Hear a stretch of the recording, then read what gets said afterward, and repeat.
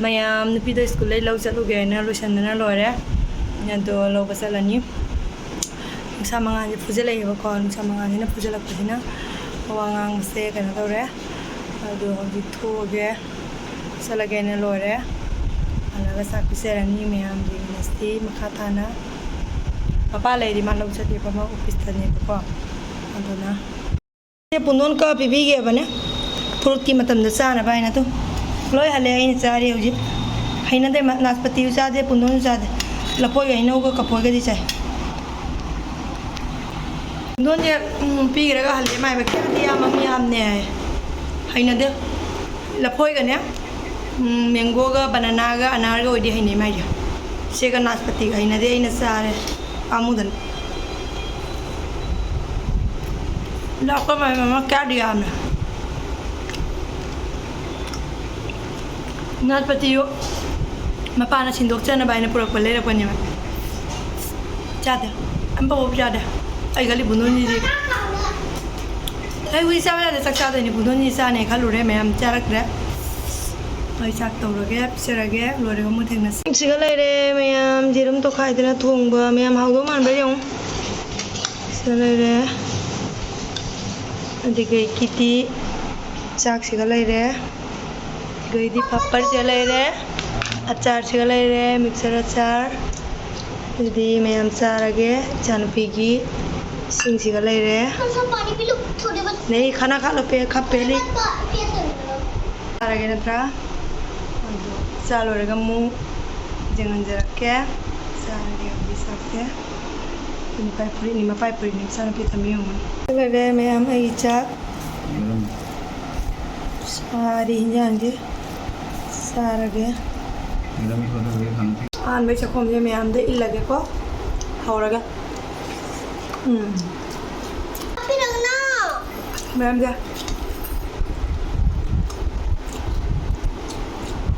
hauraga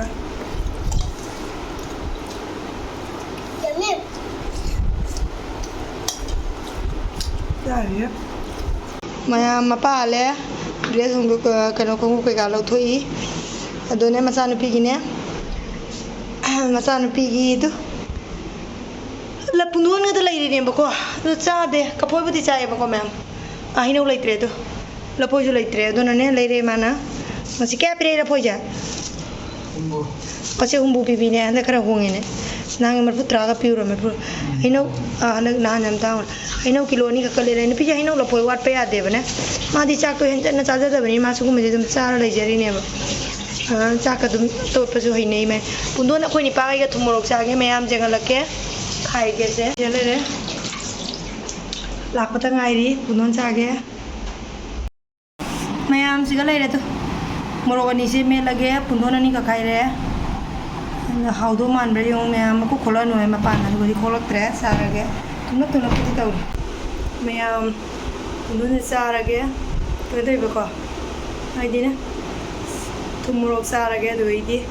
malak pe jiga ina ngara ne ka poi khai bi dena ngasidi ma pudon oina sarage no khai bi rage pi tumi ai tum ngi do ni mangana la ya ngasi ngom khai tare do ma saning nge do di piram ai su sarani mayam jagan jarake do pathane ba muka ko Yang segala ada morok saya, morok tikar ni je baca nama salah, sar. Ngak tengah ni dah kota roy ko ni pala ni na,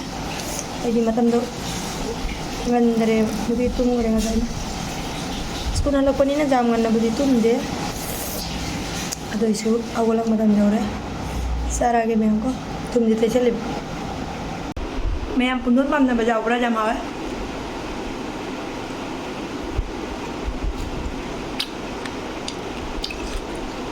sao khao enggak gimana mundur lewat memnya lebih hebat kali ya cara kolom hot mana asal macam ni ba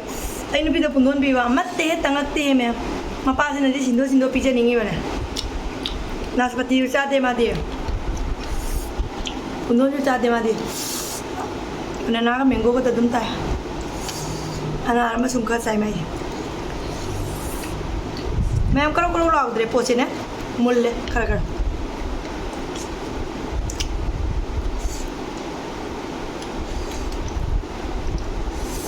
हाँ ma'am तो चाहिएไม่เดี๋ยวแม่คุณโดนลอยไปใจโมรุขน้ำแล้วนะรอยคุณโดนมาจีเลงคุณโมรุมาจีเลงนะรอย ใจให้เจอกัน ตัวอะไรคุณโมจอมเขาไหมแม่ใจอ่ะตัวได้แม่ซาบะเขาได้โมรุตักตักตังอีลอยไปแม่ซาบะลอยแล้วทุ่มตักตักตังอีซาลอยแล้วไปเขาได้पता नहीं उन्हें pizza वाला कमो मारी पुनः चादर बनी ना हरा हरा वाला दी पूजा करी बने बको माजे तपिंदा आहान में सारी ने माना खांगा को देखो अमुक चादर में पिए दी ना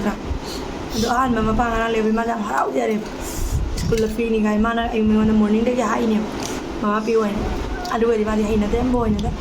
नाशपाती जो हाई ना दे दो करने तौरी अनार पिज्जा बकंग दे मैंगो सुले रे मापा ना बनाना सुले रे तो सारा नहीं माँ Jadi ma'am ngak Udah tahu gak? Tentu tani ma'am nungai beda. Jangan beda itu, semua orang video kapal ya. Kalau saya kau pernah luar mai, orang beda sih nawa isangnya, kuat tolit tapi.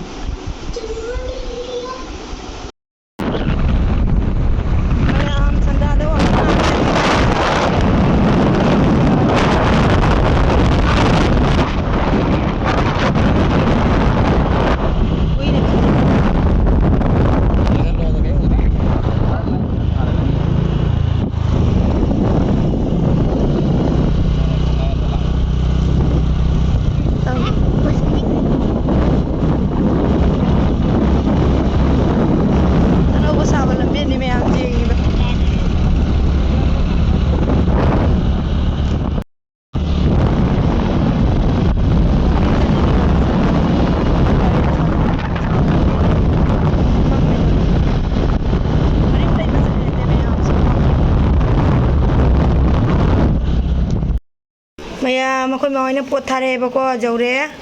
jengalake kari kari no abeda yamda thoktoga takuna kathke chole ngani do phatre ba cha ba yadre khara chaure ba to muko thare ni jengalake mayam kai kai no na amai lollipop jaure han tarai jidi chale re lollipop hai pairo cha ba yade bhara cha din chale re mayam Tungi di tengdo udre ngari sigi, do ngari jahap chan gira kita bada putraga, tinggal laki meam, cile re ngari do,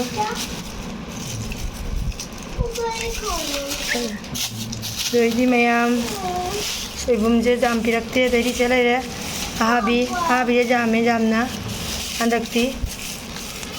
jangan jarak ke meam, bukannya ahabi jahap chan lagi cile re do. Piket ke same adhare piketan abi jam jame me ngari jai daba putro ke hapsan ye me amda daba do ere me ngari do hanjalle soibum ji mo hanjal lage lonjala thang marage mai lollipop jeng hanjari thang marage me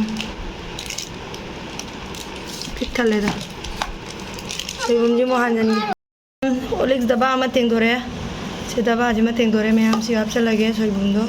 kang natai thoye selere makum itu ya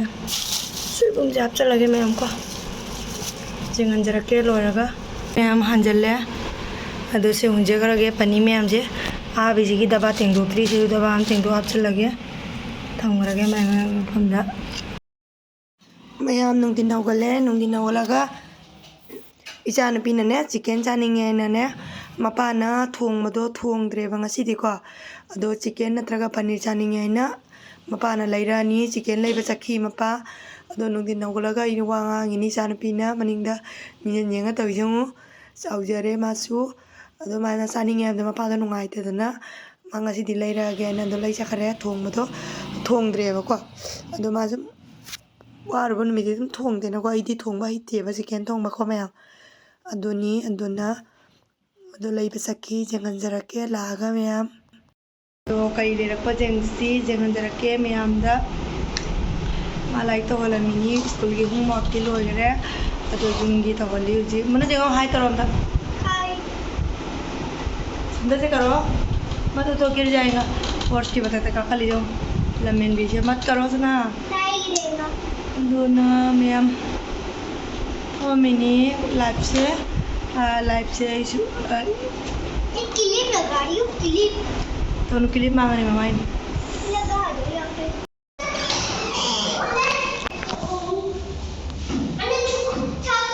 mummy ma'am कई लेने की जगह लगे मैं एक से mobile है चला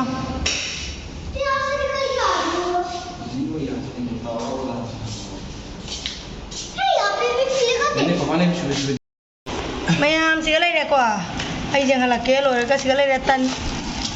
से पापा पुबी रही तन जे मैम लोरे जगह लगे साथ चाबदी नुआइबा से चिकन नो मुझे मैम को चिकन मतुम अहुम को चाम निफु थोंग इसाना लेजेरा थोंग मदुना दिखाना ये बने जगह लगे हांगदोगा मैम दो जुम नो फादोग नी नको अनम बहुदी जुम चाइ नो फादोग नते जुम लेरे चागले बने थोंग मदो मोंग चाद्रदि जगह लगे मैम हांगदोगो मैम सिगा लेरे नुपी सिगा इसिंग असे लेरे मोय नंदो असे लेरे तन मैम स्माय हौरे बने मी नदि काय खनगने बने माई मसाई खो स्टाइल ले स्माय हौरे नुपी जे पाम मई दा होब तन्ने बको मोजे असे लेरे मैम तिलो मोय पिरको दो दुम चारागे असे लेरे सिगा लेरे चिकन थुंगबदो मैम जेउ तो पीस के आनो जाउ जे थ्री गक जाउ ने बको मैम से चाम निफु 140 अदगिदी रे मोनी पुन्ना चादोइनी मुझे भी उन्नो इसे इसिंग लेरे अचार मोनी पाउल सिगा लेरे अचार पुथोगे दे चारागे हौजी कोट्टा रे मोय चामोसिना मनो चाखो मो हो जे मैम दे लमम तो पिरो पापा तो लो मैम दे लम्मे चार चिकन मतुम भजम लोको लो पापा दा म लथो पिरो माय लेग पीस पिरो नको लेग पीस हम जाउ रही मैम मा चाजरनी चले रे चल ठीक है चार गे इशू तो लगे चले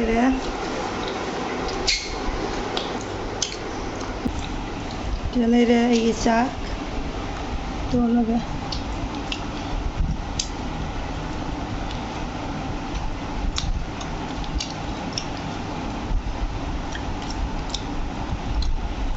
ये मटुम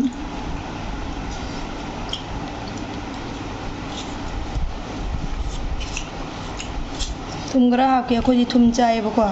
मतलब आई जुंगिदो ये थुम हात्रौ जाइबको मैं मपानी यांगे थुम गरा मथौ ताइ थुम चाउ मिनिना तन में नहीं लगे चले रे ma'am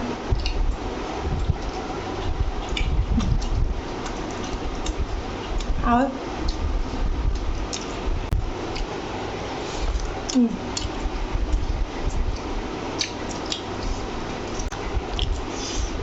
Sai gần đất rồi có một chừng là chi ma'am rồi đấy sắc cha và con mai ta rồi mai dậy sinh này có lang mà đi nào thôi đấy rồi tay thuê nhỉ rồi rồi đấy hồi tí có thà là đi ngã ma'am riêng anh đi video edit tàu đấy nó trả gần mobile jenga ni ichinaw singe video jenga natragana kai to budi khangde na mobile jenga big boss to jengi big boss jenga lore hobji adegi restaurant potharani ma'am punama good night nungdang himmat karo adadi ma'am tang jiga video se lo sanjarage nungai birati like share subscribe to ko kaubirangonu Bye.